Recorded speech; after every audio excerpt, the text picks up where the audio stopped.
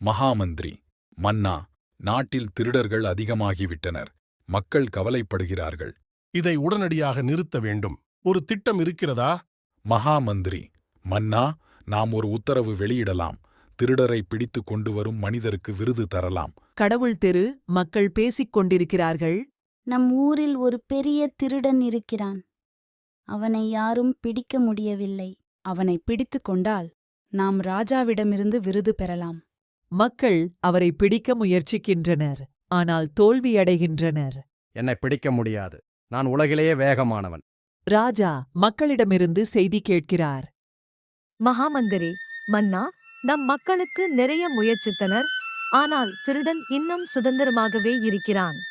என்ன செய்வது? அவரை குறைத்து பிடிக்க எந்த புத்திசாலித்தனமான வழி இருக்கிறது? இது எப்படி உதவுவது? மகாமந்திரி, திருடன் கெட்ட மனுஷன். நல்லவராக மாறினால் அவன் திருடலை நிறுத்துவான்.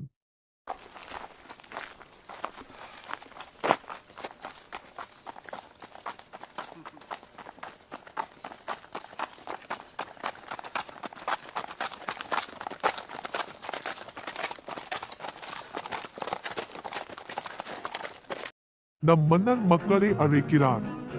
மக்கள் வருகை தர வாருங்கள். மன்னர் அழைப்புகிறார். மக்கள், மன்னர் உங்களை நல்வரவு கூறியுள்ளார்.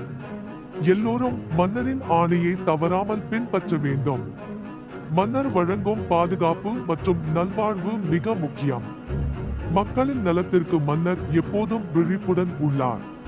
மக்களே, மன்னர் உங்களை எப்போதும் நலமாக கவனிக்கின்றார். நல்லோர்களே, நான் ஒரு அறிவிப்பு செய்வேன்.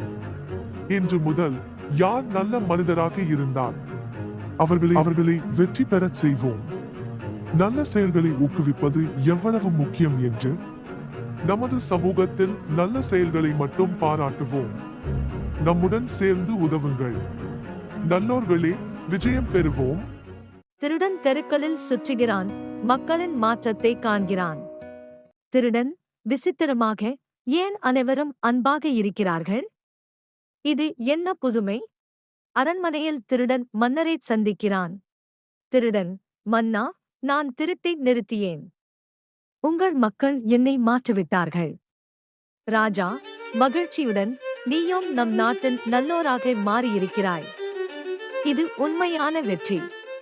திருடன் நல்லவராக மாறி மக்கள் அனைவரும் மகிழ்ச்சியுடன் வாழ்கின்றனர்.